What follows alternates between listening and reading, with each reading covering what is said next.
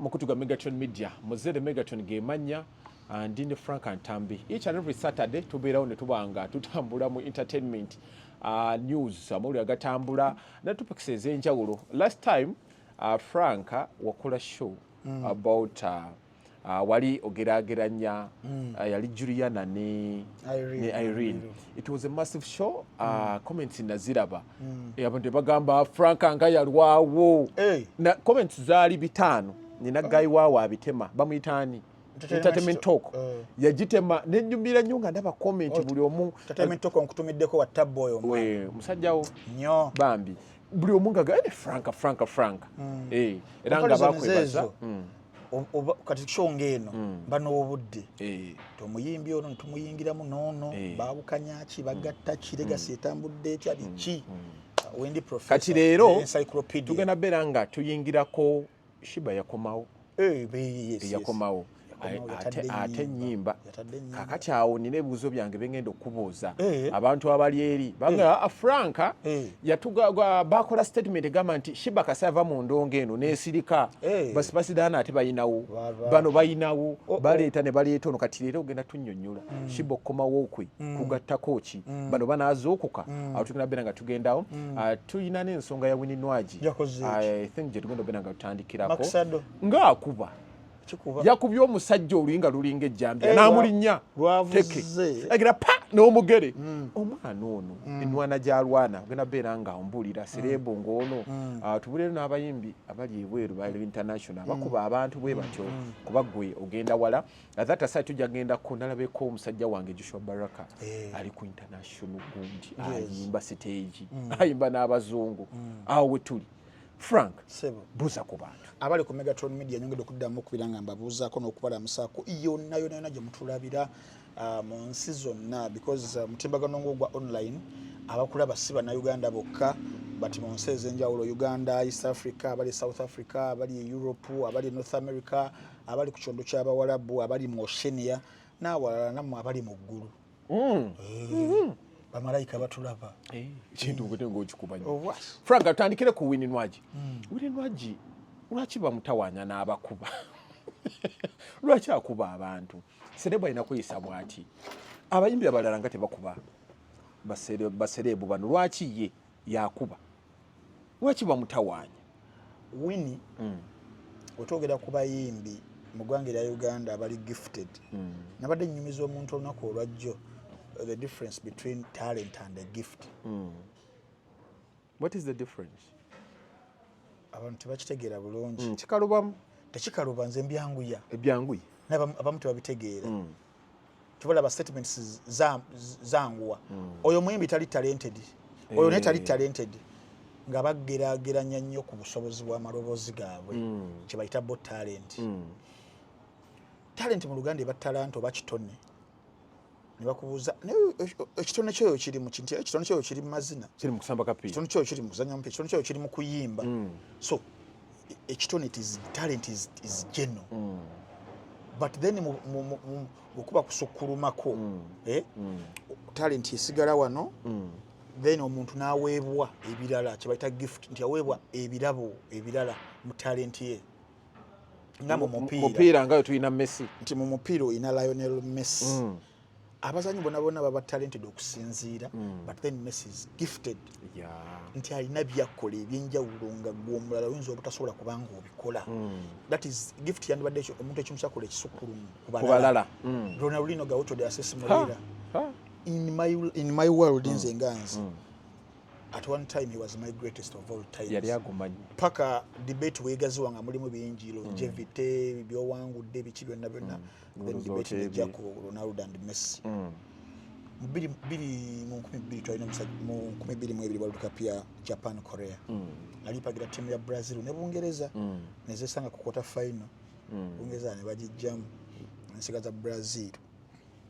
final ya Germany in fact ne matches zonna zonna endala nga waliwo omusajja ge bali baleta bali bamwita Denilson Araujo Ferreira Denilson shot 20 nga bamwita kuwestinga budde atya bwakwata omupiira nagenda corner flag nagulinnyako nayisaako nakola emmoddi amannya nze Dr. Senjobe Richard olwanjagadde twogere ku kitaffeeri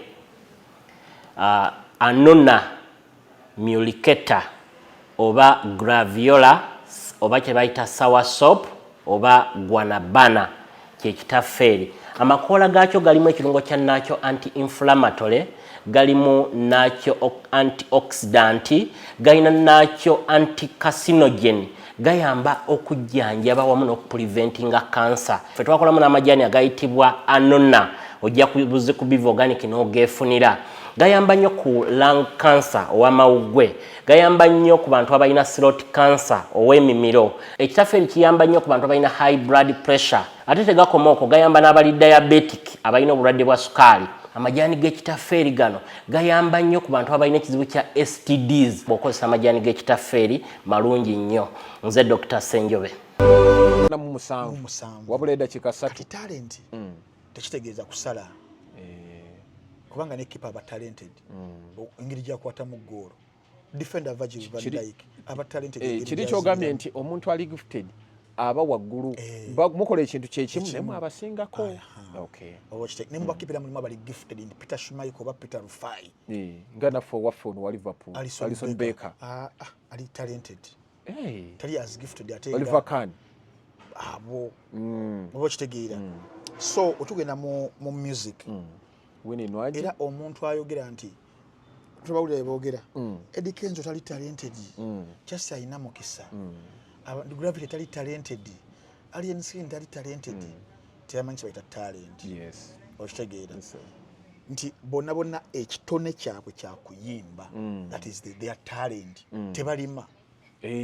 buli omu ali akuyimba tebasaawa talent yaabwe eri mu kuyimba but buli omu Mukama ayina engeri gye yamugifutingamu okubanga akozesa talent ye nti ekintu Kenzo kyakola nti asimplifying oluyimba ne lubeera ng'omuntu asobola olyetinga nago mwana muto biki nabeera creative that is talent. That is talent. But then gift mugenda mu bintu ebiri specific kati ku side y'okuyimba kuno kwa maloboozi. Last week twayogera ku Irene ne Juliana Kanyomozi muline nkunyonyo ekintu kibayita octaves.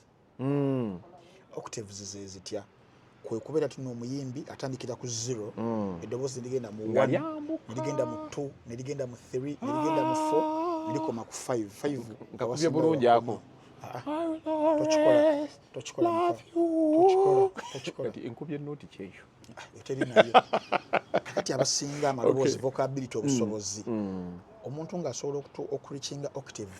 3 aba musofu octave 3 ebetya anti mu kwambusa amaloboozi nova ku 1 nodda ku 2 paka ku 3 abasinga bakubira ku 1 or 2 naye baba balungi mumbipimira wa octaves olina okubanga oli mukugu nnyo but waliwo kati sawa zino tutogenako mu live bands ezo nalaba omuntu ng'alina kagundi kabanga kataabu alina byagiragira so octaves it is kiri a bit technical naye mu kipima maloboozi obusobozi bwa ddoboozi vocal ability obusobozi butuuka wa ku octaves kati waliwo n'abazissa negenda ku 0 nagisaala kengisaa ekyo kitone akirina kati watu waliwo nti oli ayambusa ate nakka akola byonna Mariah Carey Arakeri ono mu Uganda Irene Namubiru omukyalo ono Gabi Ntate omukyala Chosen Becky gundi yali ayimba atya Zanny Brown ndoza yali nyoko octaves 1 and 2 watyo but she had a very good voice ate Renda na Romance ogenda kuterawo nereira kayo muleke kakati kibayita omuntu okubanga oli gifted mu kintu tukola waliwo Arakeri bamuleta ku yali show ya The Voice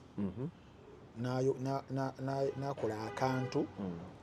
okumalira kikubaza ali bammeka nga mpitirivu naye nga gokakola you can lose breath you can't control it waliwo yangamba nti waliwo yali awanika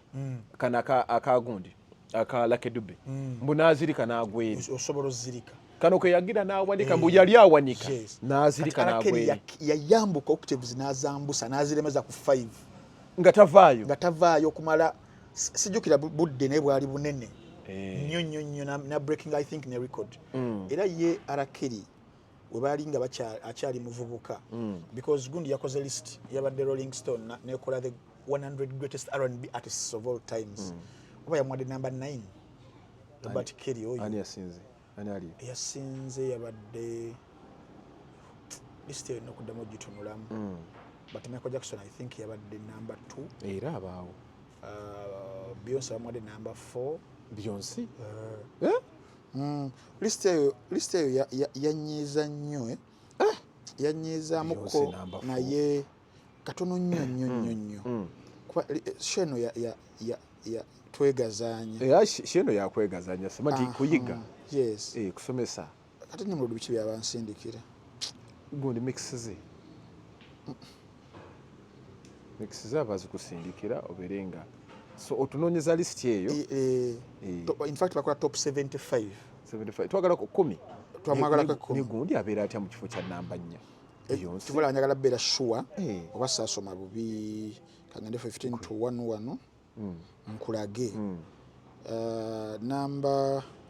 14 wano olava asha wuno namba 12 mama nyabo ono si James Brown James Brown namba 10 ebifaananyi nti birodinga bulungi biba birwawo senga tufunana ono Mariah Carey namba 8 namba 7 ono Prince namba 6 Beyonce namba 4 namba 3 MJ ani ali mubbi I think Aretha Franklin enzo banga yali mubbiri wano singa bimaze okuloadinga tulinde tulabe kukakati gundi ajata mu namba 4 bati babale ebintu bingi nnyo nti babala banga commercial success biki kati weba commercial success abeerawo biitirivu nnyo bibagattiriza tuba nagamba nti onetanga mu debate ya greatest tuba tubala ebintu bingi tubala tokoma wano sikoma ku busobozi bwa ddoboozi lyo wano mu ggwanga erya Uganda bamu kubalina obusobozi bw'amaloboozi vocal ability beba Jamal Waswa naye nga tojja kusanga omuntu nga Gravity omutujju wa Buyu ng'alina mansions nga 3 yakuba bintu ebyo embaata nekwata enkoko kati omuntu ng'asobodde okujja mu embaata negaata ekoko n'afunamu mansions kitegeeza waddala emmotoka otamuwa respect obaako ekikyamu oba okitegeera kati ffe tuba tubala greatness bibeera bingi tugatta bingi so mbadde tubali tuli kuki tubadde winninwaji negamba nga ne mukunnyonnyola difference ya talent ne gift kati ongambye nti ali gifted y'omu ku bakyala abasinga okuba gifted mu maloboozi ennyo tuyomba nkola list yange eya top 10 bakyala abasinga amaloboozi tutandikire ku number 10 tuwani number 10 nyinza obutabeera nnyo mu order naye mwabe 10 with no specific order mwali Winnie Nwaji Rema Namakula mwali Chosen Becky mwali Gabi Ntate mwali Nava Gray mwali Juliana Kanyomozi mwali Ali Namubiri mwali abono bakafunako 7 abasatu ababandi tetuyinamu band Catherine Kusasira mwali abibulayo nolo 2 tunzike ekintu gundi tali mbabazi mwali olone ebulayo emunkute gundi omutaddewa aliwa ono mukyala wa gundi walutaye akubana zine ez'amazina andeke obate gugwa omujiro ondeka nja kukomawo n'amatovu no Karo Nakimera sinantongo Karo Nakimera yayimba omusujja mpulira gunuma yafa omusujja mpulira gunuma zani wange tomuwaddeeyo jedda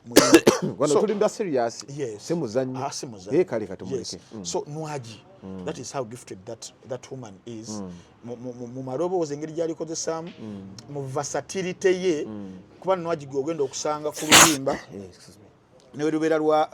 ngoma nganda nga kanokoze ow'omukwano ng'ali very comfortable nalwo n'omusanga ku ki baby dancer nene dancer n'omusanga ku afro n'omusanga ku afro pop n'omusanga ku culture that flexibility and diversity naye ng'ate ali waliwo omuntu ng'ali diverse ng'akuba bingi naye nga tabiggusa nogera gundi yali diverse akola bingi naye nga tebikola ki tebigguka a jack of all trades but a master at none wali yabo naye ono buli kyakwatako ye gundi Irene Namubiru Irene wamukwatanga n'omuteeka ku ngoma ya R&B n'agituusa mu 90% oba 99 n'omuteeka ne Kamiri n'omutwala mu zouk n'agituusa n'omutwala mu lumba n'agiddusa n'omutwala mu afrobeats n'aziggusa kati vasatite ya Irene Nambiru ye mususumusa ku Juliana kati gwe kyotayagala toyagala muntu gamba nti akuba nga taggusa ng'oli kuba n'abaggusiza buli project gye bakoze. Yes. Okay. Abaggusa ani oyo agenze kufuna kadi People's iye batwagala kola sente mu biina ati bategedde buli omu bakuwaayo akantu. Yes. So mbadde nkugamba nti that is how Nwaji is gifted. Ali versatile. Yeah. Akigusa enyimba zakubye olaba amaanyi gaazo buli luyimba lwakuba olaba nti lwamaanyi waliwo omuntu akuba oluyimba ninga olaba lunafulukwa. Era kyo ngambye nti okulonda nga wenkugambye wano ku Beyonce nonga nti balonda ebintu bingi nze ate mbadde ngendedde ku ddoboozi lyokka kati olaba Nwaji eddoboozi azina ne general zonna zoga nti buli owamu ayingirawo nali comfortable. Okay. Era twatukola ba greatest female musicians atajja mangu kuba obali bbanga lwaki tuyita cultural acclaim yekyeyo ebyo mwe muli za awards mwe muli biki ba critics bakogerako akabona mu Uganda tulina ba critics anyway sagala kuyisa bannaffe maaso bannange maaso bulimu commercial success nti abooking bwatya olaba Winnie Nwaji mu Uganda wano yomu ku bayimbi abasinga obeera overbooked. Ale no kubookingibwa ababookingibwa kitya waliwo omuntu nga bulina kwayimba nga ayimbira emitwalo 2 ayimbira mazzi ayimbira ekibbo kya lumonde naye ono ekiriwo kyentwala ogenda crosstar ya Songs Avenue is the most expensive. Sazawi azawi mpozi nga ogenda mu marketing mufulumya ggwanga naye wano takola wanaakola mpozi era ng'ogenda mu kuba oba corporate companies but on a very good day ne demand Nwaji demand ye esinga okuba waggulu mu Songs Avenue crosstar yaabwe era aseerebwa bulungi nnyo naye akulaga nti muntu akuba corporate n'akuba wansi luli yabadde ku Vegas wano ne Maria gundi waneka wembe versatility music then versatility ujo performing gochimanyi muno mu Uganda mulimu abantu abamu nga tasuka nko Kampala nenga wa amanyi kituufu Isaiah Katumo mumanyi wa saxophone agenda weze myaka 3 mu Serena ina show nitasuka nko Kampala wano ndo walala mpozi ku bubaga obwabagagga nga buli up country buli corporate ava wano genda waabwe sija waabwe ne mu America okumanya gundi wa amanyi Winnie Nwaji wa amanyi yakuba kigamba Nwaji ye muntu akuba kuva ku muntu asooka paka nti asobola kuba ne faani w'emyaka 12 n'abana wabiri ne bamaama baffe ennyimba ezimu kuzaayina mu gundi ye so Songs Avenue yina ekitone ekyamaanyi mu Winnie Nwaji as an asset but then she's becoming a liability. See asset kati she's in between there she's an asset but then because ni mukuddamu kibuuzo kyo nti ebintu ebyo byakola ebyo she might become a liability. It tuli mu a serious country because ekyo kikola kye yakoze she can get sued and it's the first time. Yes. No cruising ku brand sponsorships no brand would want to associate with her tosobola kubeera n'omuntu nga yes asset y'amaanyi naye nga wali gifunyemu change singa ebeera intact nekati brands zijagenda wazawi olaba losing out then afuka liability nenga ate yabadde omuntu walina byonna kyekizibu tulina abayimbi baffe wano waliwo example y'omuyimbi segenda kumwogera linnya naye w'amaanyi nnyo mu kuyimba wano mu ggwanga Uganda naye talina wadde endorsement nejo okujjako ezimu kale nga bagambye why it's risky nenga yali badde asinga obugaga mu East Africa wa ali talented nnyo ali niki eri waggulu nnyo ku y'abayimbi abalala nti akubira omuto muvubuka mukadde luddawa ab'ennimi zonna tekiba kisiraani but kibeera engeri gy'owetwala brand y'engeri gy'ogireramu w'ogirera obubi era ojja kubaako byokomako ne byotagenda kutuukako like but ngenda kubuuza nti don't you think that abantu bano betubeera nabo be batuyamba okubeera nti tubeera organized ate ne ndaba nti Nwaji ali mu gundi nga Songs Avenue ne batusobola okubeera nti bamukola batya yes anti kyekyo record label obumu ku buvunaanyizibwa bwazo wano mu ggwanga erya Uganda tulina record label naye yo eri indie, it's an independent record label wa Bouquet. This is a Bouquet. If it was a major, because record labels are major ne independent. Majors is zenjogera ke ssatu. Sony, Universal ne Warner. Yasilambi bajjukiza. Kakati obusobozi bwa record label n'ebimu ku buvunaanyizibwa bwayo obubeera obukulu. Kubanze mbadde mmanyi nti gwe mpisa nti Nwaji oli wakuba kintu kino tokiddangamu okiddamu tugenda kukola bwetu kuba nsubira Nwaji tebamugambako bino byako. Record label gitwale nga ttiimu y'omupiira. Yes. Ttiimu y'omupiira efosteringa empisa kubanga ebeere ku investinzeemu ssente nti any mistake you do obeera ogenda banga obakozesa losses because record label obuvunaanyizibwa bwayo number 1 ku sporting talent. After sporting the talent nti yiyo negiinvestingamu neteekamu ssente talent eyo ebeere ng'egenda kukomyawo ssente mu maaso awo kuba kuwandiikira nnyimba kuzikuproducingira audio zivisualizinga mu video zipromotinga, that is marketing, then ne brand yo kugiteekawo egitadde kuhandlingira social media pages zo ne streaming platforms zo kukuliisa kukunywesa kukwebasa kukuzuukusa kukuliisa. They do the overall work. Kufukisa no so wagala kufuka oba musajja ne bakwatira gonza giro wini afuke ka wenjula wenjula ko kafuke ka bwe buvunaanyizibwa bwa record label nti ekukolera from the A up to the Z. Ne kuteeka mu ssente kakati obeera ng'oyinvestiza nga business yonna nti olinacho wovujjirira ssente you have to regulate there. Entambula zaabwe kyova olaba nti wano mu Uganda record label zo zaagaana olw'ensonga nti tulina culture eyo ey'abayimbi okubagolola mu line nga balina okubeera. Tetulina bantu abo balina touch eyo. Singa tubalina abawera maybe bayituyambe ku bayimbi abamu naye batono kati abana abasinga babadde bali ku management ngosangwa manager nga Roger nakwata omuyimbi we Spice si record label but be manager ngosanga Jeff Chiwa nakwata Shibawe oba Good Life nga luli ba Chameleon. Ntambi nine ekinsumbwa bano ba manager ddala si bonna mu Uganda tulina manager nine ekintu nze nga wenze nkiraba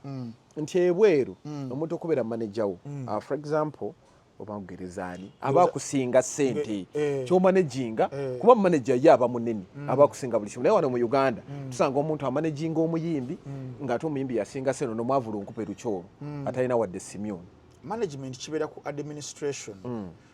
era it is two way. Waliwo manager nga amagye agalina nga walaba Jeff Chiwa we yakwata ku bayimbi bakuteko bonna n'abawa success stories zaabwe oba ne manager Roger nga alina ssente naye on the other hand osobola okusanga omuyimbi nga ye alina ssente naye nga anonya management then he assembles and hires n'abawa roles. Ntambi ojja kunyamba ku kya PR gwa managing communication mu company yange gye bayita Bebe Cool for example. Kleba Sony ogenda kuwasaganya kino gwe ogenda kuwasaganya kino branding ebeera management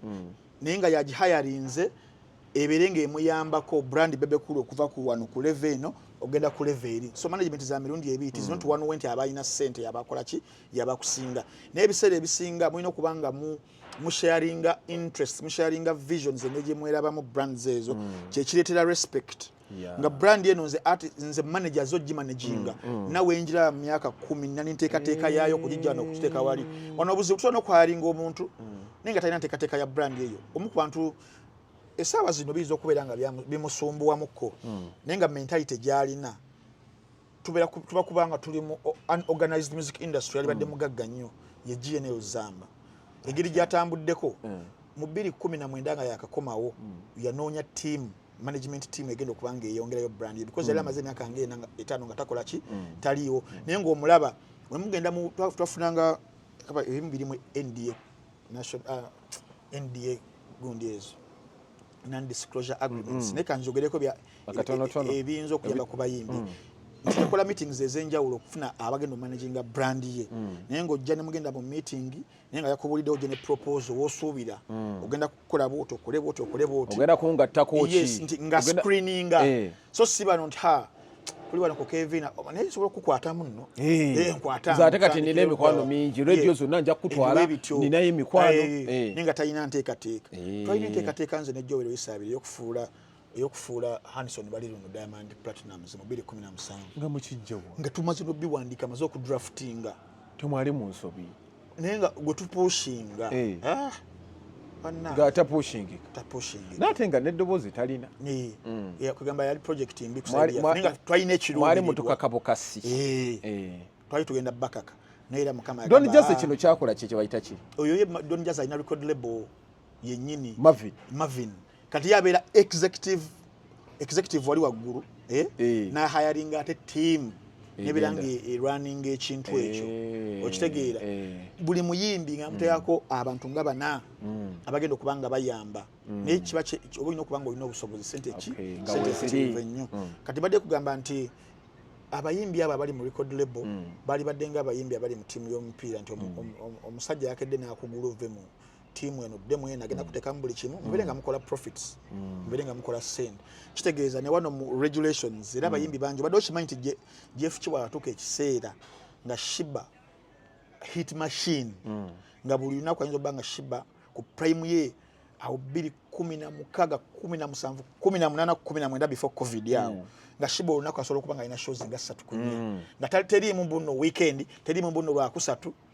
nga she's a hit machine mu Uganda yali asinga okubeera overbooked mu kaseera natuuka ekiseera nga womanyi ebyobuntu oyagala ogendeko mu kibaala ogire ne bakyali nga takyasobola kugendayo n'ateeka ne bba awo olaba owali these pads holic pads awo namuterawo awantu wasobola ne bakyalibe ne mukiringa awo so sikubidde ate simanyi tuli ku lafters ate tulimanyi tuli ku biki kati that is how you can manage talents ngezo kubanga ni talents ezo ziraba the problem wejjira era nze abantu abamanaging abayimbi mbawa respect y'amaanyi naye abajjamu omulamwa enduulu eno mbi fame nja kufunira akatabo simanyi bodi musomi bulungi nnyo ka Geoffrey Mathers yagamba nti fame is a talent and is a gift and a curse kirabo ate kikolimu kikolimu kyamaanyi nnyo towawulirako we balumbira ensi za Buwarabu ezo zaali zirina oil zaali zirina amafuta nibaga kale balina ekibugaga kyabwe kyamafuta kati kibafuukidde akabasa be balumba be bakuba za Iraq ezo nga they have oil but it's a gift and a curse okitegeera kakati n'ekitone kino wekitibwe kiri fame bakubira enduulu ng'ozzeeyo abantu 2,000 3 15 buli lunaku bakuyaayaanira oteekayo Instagram bakuwaaniriza bakusuuta abantu ambi bakusuuta otabeera mindful enough bikugenda ku mutwe we bigenda ku mutwe that is the problem nolaba nga ofuuse semigod oyagala kubuildinga osinzibwe be bayimbi and their mother and father nagamba y'omu kino kyenjogera tekiri ku Winnie Nwagi kiri ku bayimbi bonna Justin Nwagi olumu kisukkamuko naye ebyo ebyokubaakuba abawagizi oba nabana abawagizi bamumanyiira ne bamusosonkola dondi nedda teri kusosonkozaawo olw'ensonga nti abayimbi oba art alina that ability esobola okuba nti nno obeera connected n'omuntu emotionally n'obeera nga ali sentimental nnyo ngenda kujjukiza ndowooza oluyimba lwa Stan Writer Stan, Stan Devil, Stan STAN olwa Marshall Mathers, Eminem. Tolumanyi oluyimba Dear Slim, awoka yalinga waliwo omuwagizi we Writer Stanley wadde Eminem yabiyimba byonna nga era ye Stanley character eyo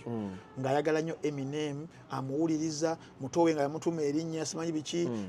nga buli Eminem kyakolono aki-idolizinga natuuka namuwandiikira ebbaluwa nga Eminem buli wazifuna tazisoma tamuwa budde gayi natuuka ekiseera afunisiza mukazi w'olubuto simanyi mukazi agamba obudde obuwa nnyo Eminem okumumpa mukazi n'amusiba emigwa n'amuteeka mu mabega y'emmotoka n'agenda n'akozinga accident ne bafa oba okitegeera kakati kyekiri ku bawagizi ye omuwagizi nga yakwagadde kisukka kati olumu obwagazi obwo tomugaso okujja ku stage nga talabanga ku kamiliyoni namukwata bwati nga takikkiriza naye kamiliyoni ge bakwatako olina ebizibu byo naloni zikusumbwa n'omusukumeeri oba okitegeera so bateekawo n'abamu baba ne bakanyama bagira bwoti n'amukanyuga tolaba kati mu bazungu essaawa zino mu bisaawe yabadde kooki wa Chelsea ya complaininze n'agamba nti hostinga FIFA Club World Cup mu America, it was a bad idea. Why? Ng'emipiira egyasooka egyo jukira America omupiira guno soka kale bo bamuta football oli ono NFL biki kati soka ono w'okusamba abadde tannabukula nnyo nga okiri mu nsi za Bulaaya era bano Beckham abagenzeeyo bani abagenzegenzeyo ba Robbie Keane then later ba Messi abagenzeeyo bali mu kubeera nga bapika ekintu ekyo kakati ba stars bali tebabalabanga kati FIFA Club World Cup n'emipiira gisambiddwa nga abawagizi bayivadinga ebisaawe okujja okulaba okubuuza ku ba star webityo era Lionel Messi ojjukira bulungi nnyo yagenda mu America awo n'afuna kiki bodyguard kye kyakapata ekyo kigoba bukiramu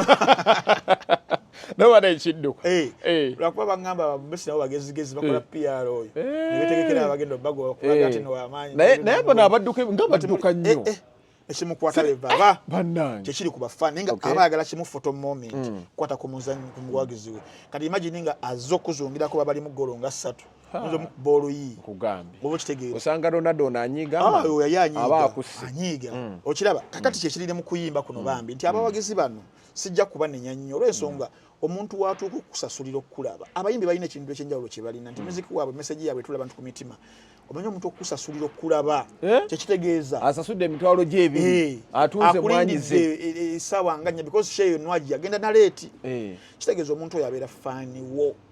ekimubeezezaawo si nsobi azze kulaba gwe akwagala kakati ebiseera ebisinga situations ng'ezo ziyinza obuteewalika najja bakati nwaji abasinga bakuba bano batega amasimu kumukwata bamukwata obutambi oyo butambi n'akatega teri amukwatako munakwata n'abamu bajja n'obulabirwamu agira bwati just kulabako nti bannaye buguda efaanana etya ddala genda mu audience onoonyeeyo nanti kakati ekyebuuzibwa wano mbadde nkugamba nti bafanizi bano yes nti morale kale ekyo kimalamu abawala ekitiibwa kyabwe kwagala bakwata balinayo basajja baabwe bambi naye okukiziyiza ate you don't have to kubakuba you don't have to punish kubakuba mpi kubakuba nsambagere unless ng'omuntu abadde unless nga n'omuntu n'abadde physically nga azze bbeere alinyize mu ngeri yakuba embwa naye bano abalingizaako obulingiza kyokola okukiziyiza engeri gye wepresentinga nga ozze okuperforminga ozze otaddemu bayikayo newobeera ositamye ng'obawaawamuko oli ne waatunulayo otegako katono booti bulamu ne butambula omuntu n'alaba waliwo ka video kenja okuwa okutereyo abantu nkuseme nakasevinga ka Shakira omuyimbi Shakira se Shakira ono mugezigezi kamulenge yeyegulije mbadde semumanyi nze manyi Shakira oli yali mukyala wa Gerard Piqué yabadde ayinira waali same situation nga zokuyimba asi kutiga nino gitedi ya mutiga ka video gendo okalabe just yali video ngo yamukwata era Shakira yali juka Shakira zinayawuza neka gonde ekiwa kambadde akantu kampi bwekati era abawagizi ne batega kamera kazi watunga ali uncomfortable batega batya otegira boti wategako sategako nejukira ebera raise the platform wano we watyo no jukira baba wansi eno ng'omuyimbi ali waggulu kati Shakira nga bali mumutega kumukwata kazi watunga wezaako bwati wezaako paka wekyasusse n'aseka n'ava ku stage talina gwe yakoze eki talina gwe yakubye bano bawagizi kakati bano abayimbi baffe balina okwejjamu akasunguyiraako otherwise nti kaba kagenda kufiiriza fan base kagenda kufiiriza endorsements kagenda ku presentinga ng'omuntu atahumanizing abawagizi bo webityo kati nwaji bwe buzibu bwalina akasunguyira kangi naye kati wabuuziza ekibuuzo ekikulu nti kampani eno gyakolera record label nga bisusse bino then it tells you nti she's either holding the record label at ransom oba kitegeera kuba last year was it last year this young etandika I think last year amawulire we gavaayo nti no contract ya Winnie yali eweddeko era ne wabeera waawo akacyankalano k'amaanyi nnyo naye ebiseera ebyo ndowooza record label obeera awo n'ogamba biki nga waliwo obuzibuzibu so n'asigala naye maybe nga ate agreements zikyuse namu maybe kakati bali mu handlinga bookings tebagenda kumuzzamu ebyo bakiwakubye ono wakoze otyo kati essaawa zino exactly tetumanyi arrangement eri ntuufu eri wakati wa Winnie Nwaji ne Swangs Avenue naddala company eyo gyemmanyi yagala nnyo okukapitalizing profits nti it can't afford okuwummuza omukulu omwezi gumu oba myezi 2 bookings osanga omuyaya yabagamba wali mugomwenda obuzibu obubeerawo munaza ssente singa mumuwummuza emyezi 2 nga abadde booked paka December bano abamwagala ekitegeeza kakati Nwaji yafuga Swangis anti kati abaholding a transfer because of that tovala waliwo abadde babigamba nti contract yali ekyaliko nengo nakooyi nenga bagamba nti weggwerako akole ki agende tandike n'abalala basobola kubanga batuwuliriza naye nga ekyanwaji kibi nnyo nnyo naye nga obadde ombuuza mu kutandika nti ewalala abayimbi kyabakubakuba abantu abayimbi kokkuba kuba kati ndabe Shakira ye teyakula yasese n'agenda abayimbi okkuba bagutwala mu kasonga gwanswa bulugono ddo mweruli bakuba kakati bambi banwaji bo tebaba na magaali yaba ne babawunsa bali professional babawunsa sobola kukuba muntu okujja ko babawunsa gwe nalaba yali wa muyimbi ki yasindika omuntu eri yali wa 10 yasindika waliwo ono musiraamu akola obuntu yasindika embwa bakola bucho simanyi basindika nina nono omulala agira buna bakola biki simanyi kakati abo nti ne wobeera oyina security detail yongeeyo role gye baba balina number 1 is protect you from any harm physical harm omwagizi wajja balina protectinga gwe then ne babeera nga balinamu ne kubwongo obusobola okusensinga n'okulaba situations naga muddeeri either can either shove you noddeeri naye nga si kukuba kubanga singa ogenda mu nsi eri serious nwajo oyide singa oli yagenze n'aloopa ogenda muddawa n'akutwala mu kooti nomugenda mu civil jukira ennaku zino abantu basokuba omuntu oluyi bw'ato oba omwekubidde agamba kati sikyali okumalawo ekisimwenda ate kasagenda wali n'afuna ebbaluwa y'omusawo wankubye omutima ne guba mu position njagala genda India olwo kakati ogenda omaliriza nga weetadde mu situation ate endala embi olw'obutasobola kubanga okuuma busungu Winnie Nwaji twemanyi ajimingira wano kwa Mrina nejimu yagikubi njagenda mugambe mugaba Nwaji amanyi tegali asinga embaza eyo gyolaba yewaate abakantu akawaasa Amerika kambe kati anti guba musango gwa civil for example oli yamutute n'amuwabi baba musibe emyaka emeka ase kumusiba kuba kuliwa abaliwa aliwo olwolwiro yakube n'olusamba gere bapima oli okumujjanjaba ezo sente agenda mala emyezi natakola ezo sente abadde akola meka nti abega toli akola bwezi nengamba musente oli asobola n'okugamba kati nze kati okumanya n'okukuba abantu kibiira abantu bakuba abantu ojja kukuba ntambi atakubika akufuukira akabasa nabaloyers 13 gravity yewa mukomyawo yakko nasonyiwa ekinene kyawanga n'omulala ojja musonyiwa sijja sonyiwa bala kati baloya 13 abange kakati osobola okulwala neŋŋamba kati banzijajabira zuriki ekyo oba tuki wakubala n'omusawo ne mukola report manye bya Uganda kiba kiwedde oli asawo ne bagamba obulwadde bwalina twamusikaninze munda ng'akatago kekyusiza ku bikuku nedda nze kamutwale mulyange omusawo kyeyagize ekidde bwabwe tulina muli filing agende zuriki Switzerland tuli ne Frank Ntambi when balukeza tugamba nti every Saturday tubaawo sheno kusomesa kuyiga Shiba kalungi ngata busi nnyo yakomyewo nankuba mpya tutandikira ku statement eri yes Shiba yagenda okuzaala industry nekka enayimuka Shiba enkomawo gyakomyewo ogiraba otya anaatuyamba Australia industry yaffe ya music mu bakyala kuba abakyala bonna babadde down nga gwe analyst omutuuzi w'ensonga Shiba akomyewo omulabawa bano abalala obalabawa kuba bano the likes of Spice Diana tetubalabako bambi industry tegwa Shiba lwagenze kuyimba lwagenze kuzaala industry yali yagwa bano bashalom aba FDC nga batandise campaign eya tubaboole awo industry weegwira neyongera okugwira ddala ng'omu ku bayimbi azze mu byobufuzi ne batandika okupasakyutinga abayimbi ne batandika okwagala okubakozesa mu byobufuzi n'ebirala industry nebigenda ng'efa ne industry mu kufa kwayo mulimu abalamu abaasigalamu bo nga bakyatemya mubamu kwabo abalamu abakyassa mubamu kwabo abalamu yabadde Shiba nenga industry ngayo as a whole ngeri mu kubanga ekirira nenga mulimu ba individuals nga wala mu mupira timu solo kubera nga mbinga maniyo nenga mulimu Bruno Fernandes yakola individual brilliance solo ku Africa kinagiteba ku Everton guba 2-2 nateba ku Arsenal gubera meka nga yakosa nenga timu mvundu industry ya Uganda mvundu for the lack of a better word I don't have any but industry mvundu ne mulimu ba actors yenga solo okwegaganula naga kankube kuyo ku luyi naletayo biba abatono betulina tebawera badde 10 industry ne yongera atokuzi pozi wali yali yafa netuzika mu covid bafira ddala covid netuzikira ddala kuba olumbe bali balulwisizaawo lwamala emyaka 5 ena olumbe kuba 2016 ate wali abiri lwe kati katuzika omulwadde ono amino omufono netwalina mu omulamu akati kugamba yalimu nera palaso yavamu oli gongambye Bruno Fernandes abogu Bruno obomogera inokugera kerinye lyokubiri Bruno Fernandes bayi tuzoga nedda akirowoozezza tayiza dikanawe konna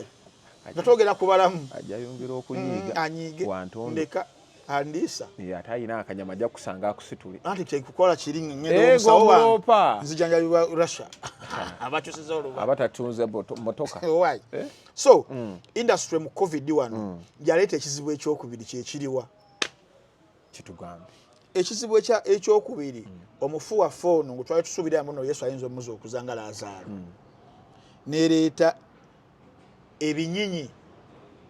bineba maaso ebinyinyi bino biba maaso nebijja nebifufugala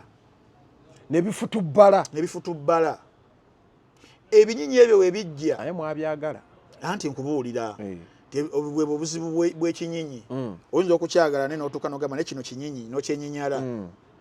kakati ebinyinyi ebiyitirivu byajja mu ndongo wano mu covid yawo okuyimba nga buli mbaata buli kamujje ne bajja ne ba evade, it was like an evasion ne ba evading industry then ne wabeera nga ogenda mu katale ologezeko mu katale nga bayiye wabeera nga bayiye ebintu ebiyitirivu ennyo mulimu abafiirwa eno bibeera cheap bikoze bitya ninga mulimu abayina ebintu ebivudde oba katugambe obanga Taiwan nga biri original bigumuka tugenze mulimu spare ninga luwa abayiye ebichina abakoze batya engoye je ziri mu arcade ezebbeyi bantu bali mu kajja baso ati industry yoto yafuuka ya Uganda engata je zire wa Shalom bagenze mu kaguji no wulira so ne industry yoto we yali nti ba original balumbibwa ebinyinyi arajukira fe ba consumers ba music yatwagala batu simplifying ira tanso consuming ao nenga tu consuming butwa Franka my question is fe ba consumer ba music tola abantu fe twagwe beyi nafe twagwe beyi nebintu ya music biri webiti cause when the kinyinyi afulumya oluyimba kinyinyi afulumiza oluyimba Mr. Luwabudde netuwa obudde oli music omulungi kinyinyi tajja kujja jama business eno tekola the problem of music in terms of consumption eri bweti nze nne nyimba nyingi ezindi mu mutu wano zisaagala nenga nzimanyi what is that ndi wano ku Kevin Gardens intudde dinashala ntu kubambozi DJ nakuba oluyimba olw'ekinyinyi nincha naluddamu lutuuka so what's your repetitive effect nirukubeeramu sajja kuyimba nyimba za binyinyi akagatoke kanatuuka ajja kambala yajali yawuya yes so music wayingira mu ebinyinyi nebikatira the originals so the originals nebagenda mu mode ey'okwekyawa nebakoowa nkubanga tosobola kubeera nga ogenda mu katale competinga ndakuwa example Nyango ankolese film enzungu oyo ogiraba Vijay Junior n'agituulamu oba Vijay oliyo n'agyongera value nebeera katale wano Junior nga agidownloading the sente nga mmeka nga nnusulu 10 ekinene n'atuuzaamu eddoboozi nono wekina Uganda akutta obukadde 2-3 anatadde mu production nebijja on the same market olowooza abantu bagula ki ogenda kugula Junior okitegedde kakati ono kimu frustrating ataddemu sente nyingi nga competinga n'ekintu era ffe obuzibu bwe twalina bonna nga tuli mu film industry film producers aba Uganda nga bagamba you can't compete with you because in the first place temulina kubeera ku market ntuta pirated movies piracy so Kyandiyagadde ofaanagana mu kone ku kino. Ofe kitwali tumanyi nga tukyakulira ku TV ng'era for example Nudin aga njagala budget y'aboogezi ba firimu nti ngenda kugula akazannyo kano akakoleya kano kabayita Ntambi and What and Shalom bagenda kagula bakatunda mmeka nti miliyoni 2 ng'okagula omala okagula gwaba ayina gundizaako wakwogera naye kati bafunayo wali ssebo muntu n'ayogirira akantu kati kyegamba nti ne music bw'atyo bwe yatuuka bano abaateekangamu obudde ogenda okuyiiya n'ayiiya afunye bayita n'agenda audio agenze wabba oba ewa atini chargings agenza akoze webityo kwegamba nga time gy'ateekamu ne effort kati wagenda ku marketing waliwo product y'ekinyinyi naye ng'ekinyinyi kino akikubira ennaku ezi ekinyinyi kino sebo nga kigezigezi kiri ku TikTok okwo kyaddeyo sawundi etambudde bikoze bitya oluyimba ne lublowing within just 3 days naye ng'ono alina okuddamu okuteekamu ekintu kati neyabeera one frustrated ekyokubi nagamba okwagala okompitinga n'ebinyinyi tulina obifaanana nosanga omuyimbi yakubanga oluyimba nga quality eri waggulu lyrics bikoze bitya themes biki ayisawo buyisa kati agamba naye kati kubenga binyinyi kati music awo wakola ki kuba n'abantu mwagenda nabyo kati music awo n'agenda nga afa n'agenda tugenda okufuluma covid ebinyinyi ne bijiragira awo naye ekirungi ekiri ku music fefe nyinyi ba consumers aba consuming ebinyinyi fefe nyinyi abatuse ne tugamba we are tired twagala ate the original obadde okimanyi in the last 2 years shows ezisinza okubanga zikubaze zaba originals nti misa kyategese ku Serena abajjudde Haruna Kathe Stesha Bani kakati bino ebinyinyi buli kinyinyi bwe kitegeka bisala ebinyinyi enyimba zaabyo zinyuma kuwuliriza nga mutamidde oba kyekiri kyogambye mbobeera no DJ nakuba nokyagalirawo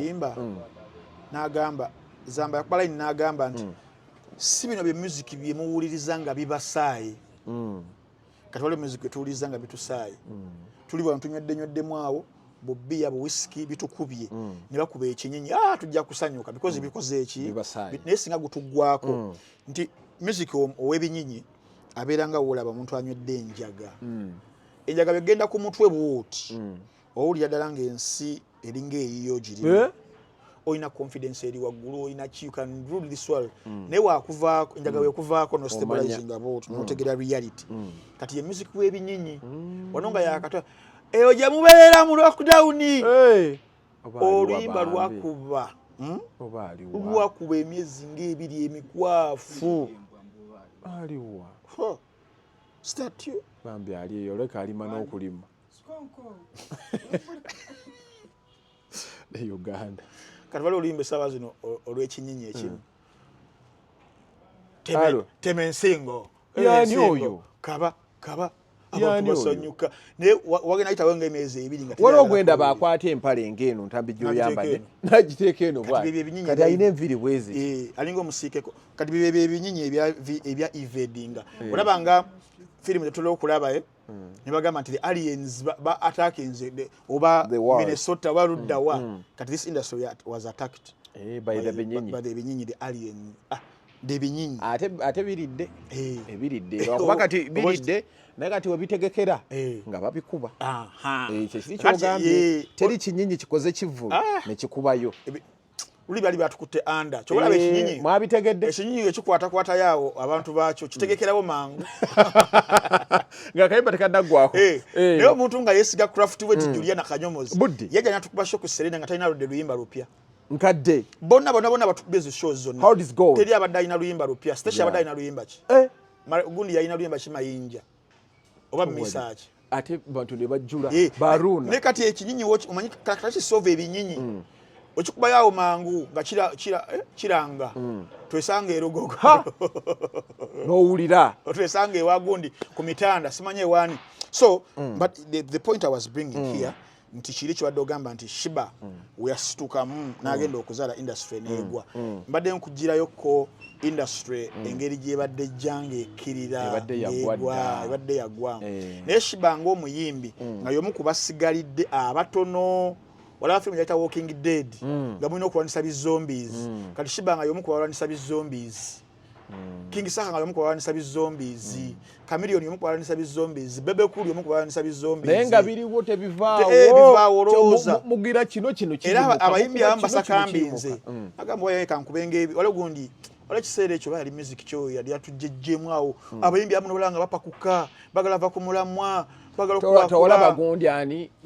ono azizaziyo bw'atali si backsraga waliwo amapiano we gajjira wano abayimbi ne bagala okugagendamu nga balaba kyekitambula because abayimbi nabo balina oba muzimu they are not satisfied with kiba balina Afrigo band eyo egenda kusabretinga myaka 5 oluyimba ne balina olupya lwa 2018 olwa Jose Chameleon Katonda yata abakazi n'abanyonjiya naye ziri zonna ze baliriddeko because baziwa obudde ne baba ne booking esenga n'ebinyinyi ekitegeera so ebinyinyi ebyo Shiba byo muko babaddewo nga bali mukubanga bakola ki nga babirwanisa n'oba wakalwanisa kino nga kino kiyimuka bilanga bali mutalo lwa Vietnam nga temusajja tebuggwayo akayimba ka Shalom Shalom kyali kinyinyi netukyocha tolwana naye ategeera bukyali n'akavaamu Roni ayimba ono mutani wa Kasuku bamuloga sengawe yamuloga talivaayo kyo tekyali kinyinyi oba namwe wamanyi ewa talent mweri ayimbeyo just bamuloga bulo naye mulaba atambulira n'agiraawo naye Uganda banabyagala oba ayimba bibenyimba ze za mu kisenge sekiwaza mu kisenge ne Kasuku alina listeners babiri ku Spotify ndaba wayimba Kasuku n'agira n'awaga anti ogana agamba ntanjagaliza kati Kasuku n'aba ku mulimbe kati so Shiba bwatyo n'afuluma mu kufuluma kale mbeyane umanyi kubeera nga mbadde mwina abasojazi bammwe abali mu kulwanisa ebimenke bi aliens ebinyinyi webityo sagala abantu bakitwale bulala diskire yema sitegeeza omuyimbi ne I'm trying to resonate with movies nga echanja batulumbye aliens bitulumbye ninga mwina mukukuba ba genozi bammwe ababi ba Megatron babiri bubi ate Megatron wagenda afuna obuzibu n'avaawo eddibu eribeeraawo omanyi okweyagala okubaawo Megatron y'omu ku bantu emmundu emmenya abadde bamukaawo kakati webifunanga tekyali abikuba nebyegazaanyi ku bajaasi aba music industry ya Uganda abadde batuyambeko ku binyinyi kubirwanyisa kati bawaavaawo ebinyinyi ne bigamba akoze eki avuddewo oyo omulwanyi avuddewo katugaddenga yakibe byajjanga ate ebya ne biika ne biddamu ne binvestinga ku bakyo kati okomawo kwe kwina kyekigenda okutuyamba ku binyinyi yagenda kukuma kati mundu yagikutte tebamwerabira tebasobola mwerabira kubanga kiddayo kiri kyenagambye nti music ono omulaba alinganga olaba NSSF oba alinganga olaba ng'olina savings account save me today I'll save you tomorrow okubanga music mulungi yakugamba nze you save me today I'll save you tomorrow so omukubanga mulungi yoba omu savings then tomorrow agenda naye kusavinga kati era nze nsekerera nnyo abantu nga totuwaayo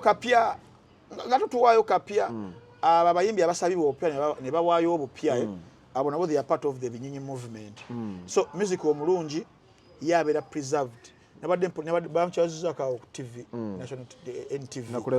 yes ne bakuba oluyimba lwa Navio balita naawuliranga Navio yalusamplinga mu luyimba lwa Frida Sonko ne n'omwami we ne balukomyewo ne balutukubira nga oluyimba lukyanyuma naye nga those are 50 years back yes so music omulungi asobola okubeerawo olubeerera nakusavinga mu kaseera wotakyasobola kumusavinga nga ye yakusavinga so beba Shiba kalungi era zino videos zafulumizza ebbiri zaali mu kufulumya just into part of the dynamics as a music to you tease no teasing amukola tranquilizer no jiragira you electrify someone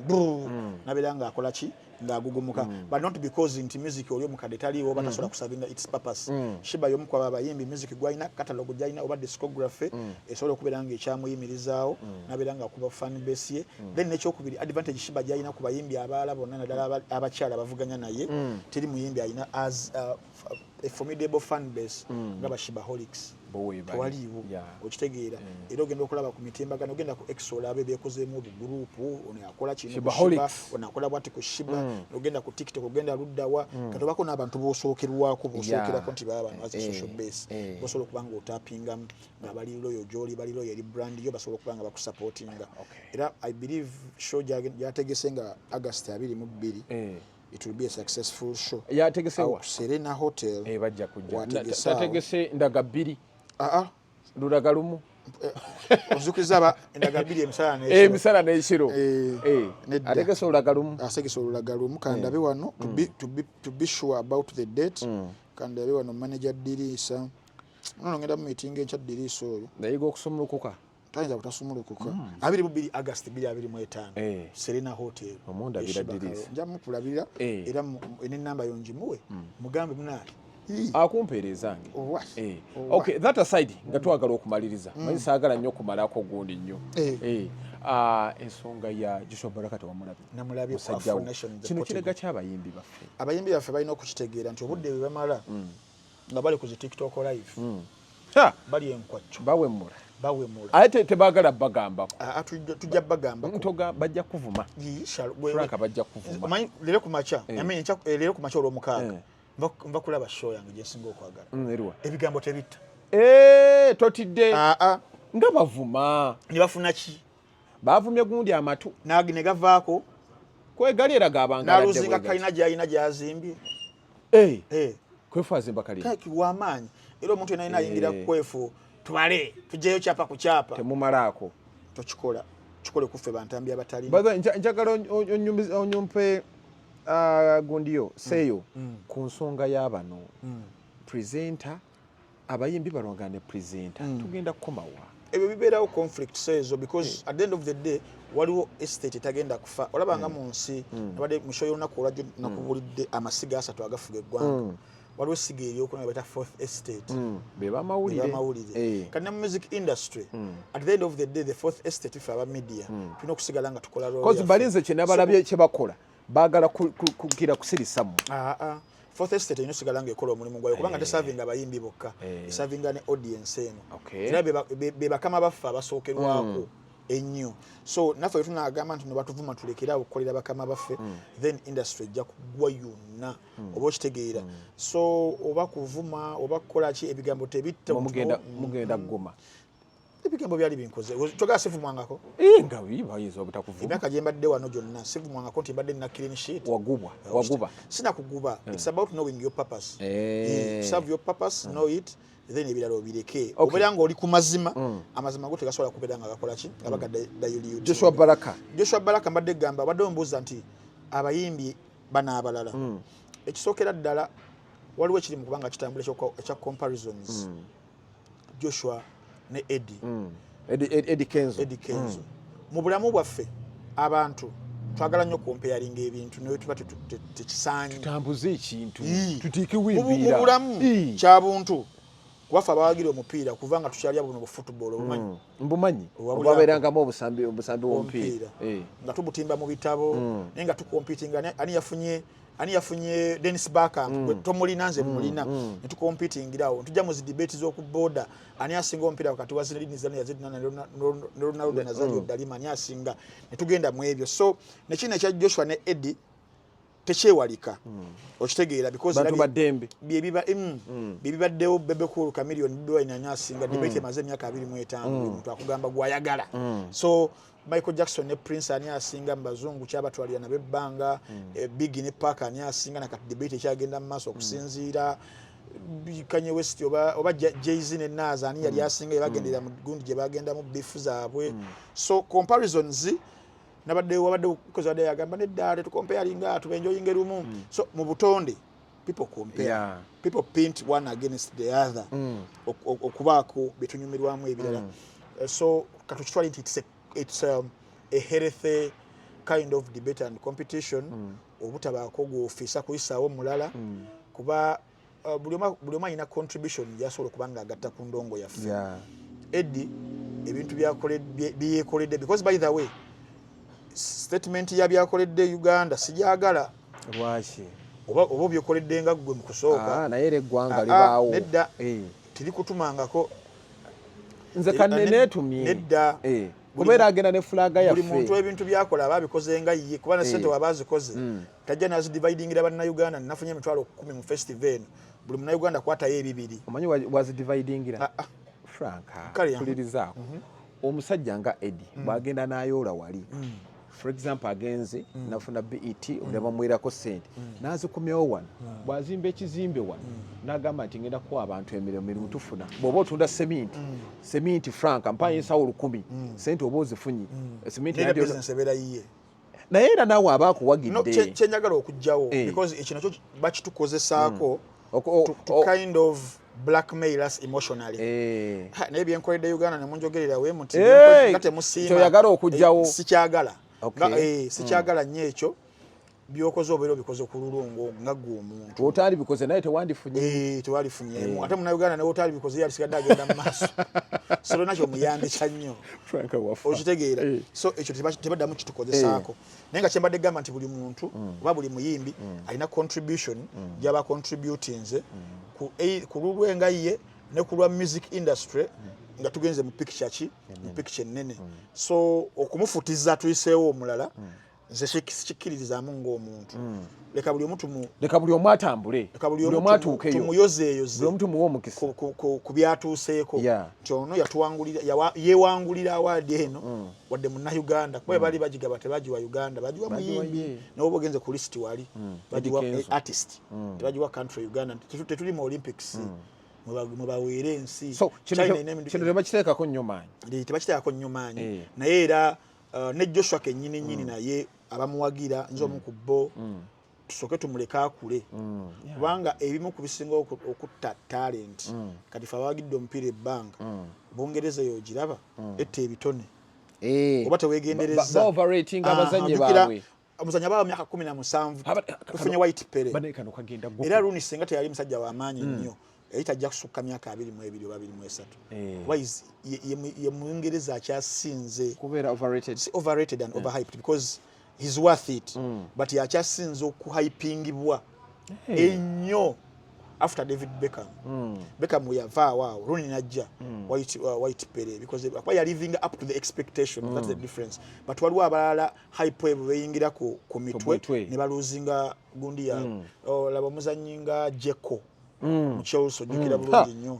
nga bagamba tulinamu the Brazilian gundi tulinamu the Brazilian touch eyo ne wheelchair babi bayitirivu nnyo Marcus Rashford esawa kasaba mu oba member of the British Empire nga agabye emmere mu COVID ono n'atuva kati dokita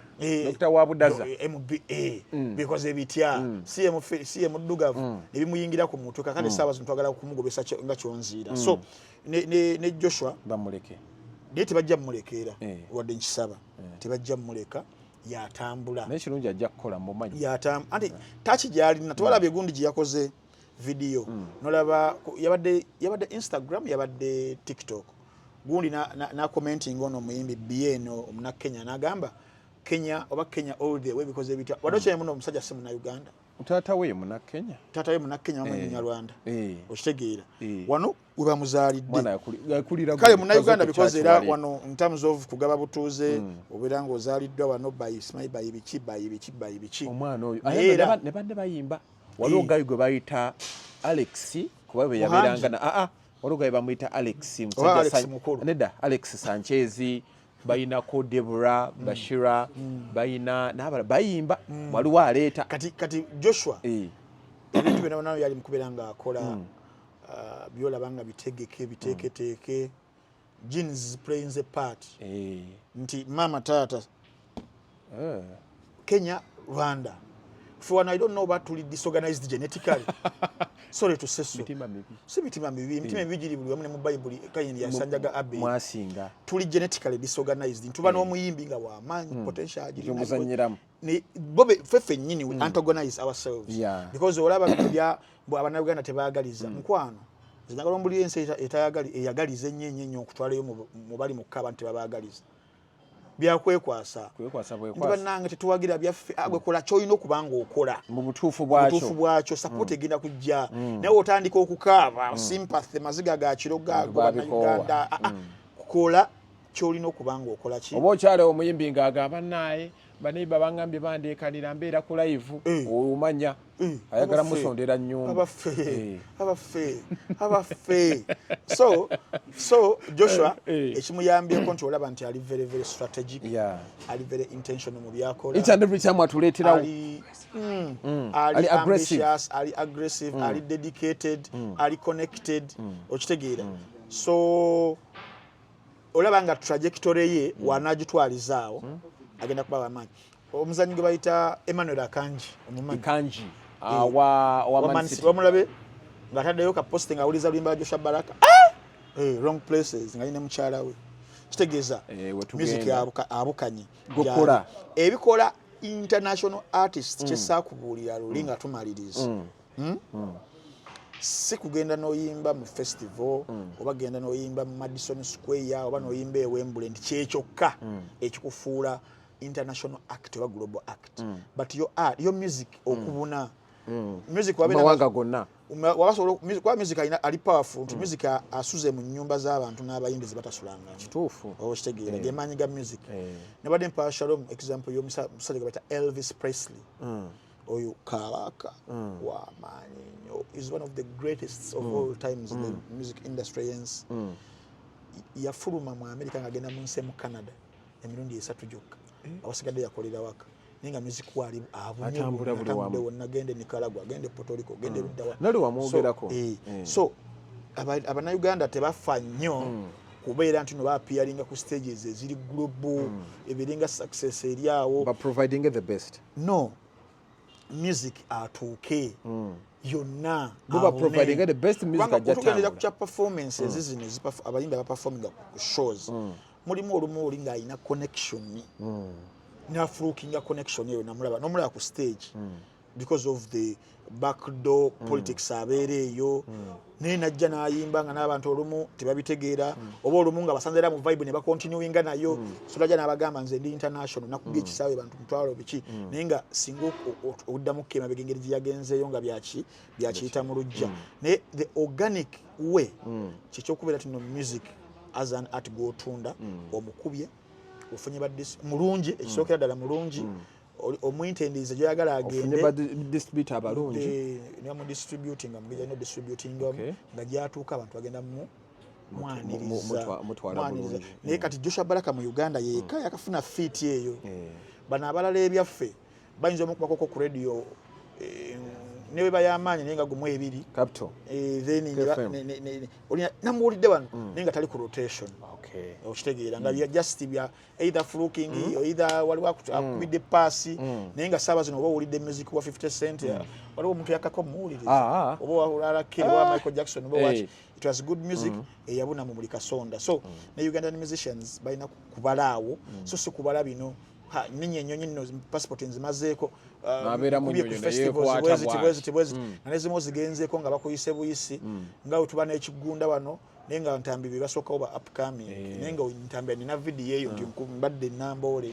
so ekisinga obukulu kya music kubanga asobola okubuna kubanga ali in fact do relatable music nga music omukubye omuntu amuwulira aspeakinga gyali either through melodies oba lyrics oba tempo ya bingi nnyo so mukama wange ndowooza kyekyo biva ogwaniki tuli ku biva tuli ku Nana tuli ku Nana leero tuli ku Nana Nana Abo Mouthwash bagamba batya Nana Abo Mouthwash ku lw'amannyo amagumu ku lw'akamwa okuwunya obulungi beera nga wettanira nnyo Nana Abo Mouthwash bano bandira side emu ate wendiira ewalala ate simanyi oluba lukola lutya banange beera ng'okozesa Nana Abo Mouthwash ogenda kumusanga mu drug shops ogenda kumusanga mu supermarkets beera banaye ng'omwettanira ng'omukozesa togenda kwejjusa ojagendanga mu banno nga totidde kubeera nga bagenda kuwa ntungo zokka ninga sono kuwe oguba mukalo ng'ogula n'ogusika nga amannyo magumu guno gokoba embwa n'edduka weebale nnyo kakati ate bino kugenda ku date ng'owunya bulungi akamwa embeera nebeera ng'etambula bulungi nnyo abali ebweru w'eggwanga mumusange mu pharmacies drug shops abali ebweru w'eggwanga musange mu outlets ezireeta ebintu ebivaako e Uganda abali e Uganda mumusange wano wenyini mu drug shops yes kyekyo